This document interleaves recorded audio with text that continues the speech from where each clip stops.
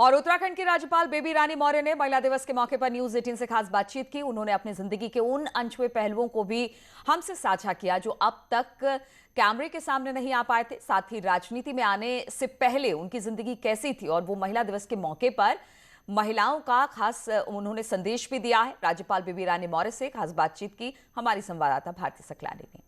देश के उच्च पदों पर आज महिला काबिज हैं और कोई ऐसी फील्ड नहीं है जहां पर उन्होंने अपना डंका न बजाया हो।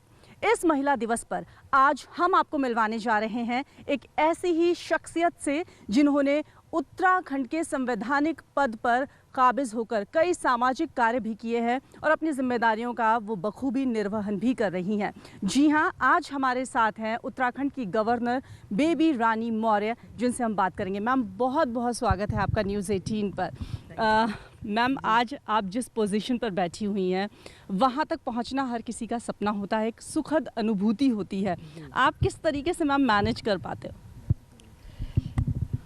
आपने बिल्कुल सही कहा। मेरे लिए भी ये एक दैवीय आशीर्वाद है, बाबा केदारनाथ का आशीर्वाद है कि उन्होंने मुझे यहाँ उत्तराखंड में सेवा करने का मौका दिया। मेरा बचपन से ही सपना था कि मुझे राजनीति में आगे बढ़ना है। तो उसमें हमने आगरा की मेयर की सीट रिजर्व हो गई, तो हमने उसके लिए ट्राई किया और भारतीय जनता पार्टी के माध्यम से मुझे आगरा की मेयर की टिकट मिली और आगरा की मेयर बनी मैं।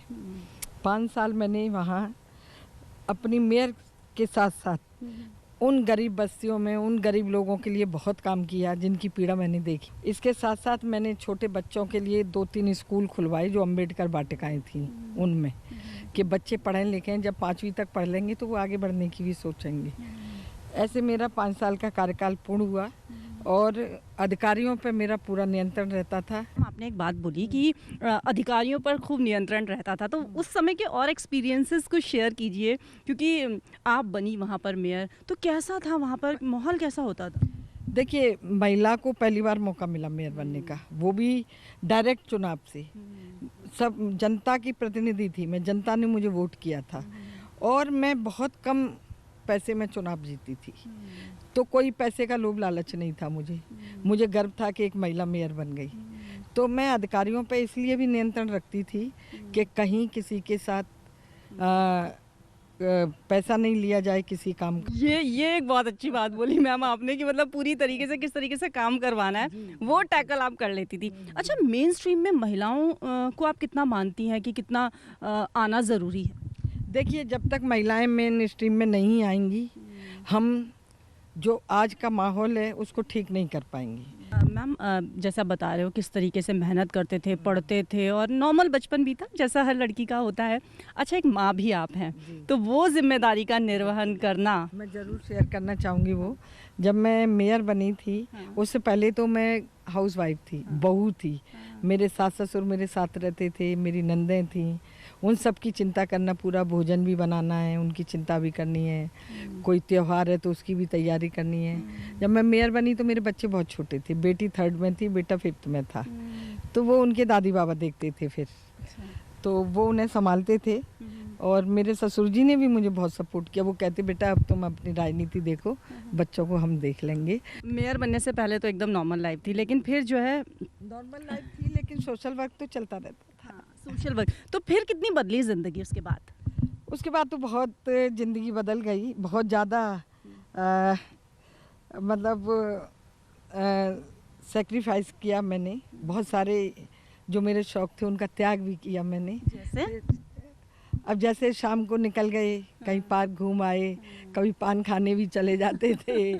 कई बार लंबे लंबे कानों में बहुत झुमके पहनती थी, मेकअप भी थोड़ा डार्क करती थी, वो सब छोड़ दिया फिर।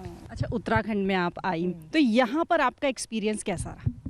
यहाँ मेरा अनुभव बहुत ही अच्छा है। मैं सही बता रही हूँ, मैं उत्तराखंड की अपनी सभी बहनों को प्रणाम करती हूँ जो इतने दुर्गम में रहते हुए भी, इतने पहाड़ों पर रहते हुए भी इतने काम करती हैं, वो इतनी मेहनत करती हैं। तो उनको अगर हम थोड़ा सा और सपोर्ट दे दें तो मैं समझती हूँ उत्तराखंड की हमारी जो बहनें हैं भारत में नंबर 1 पे होंगी, सही में।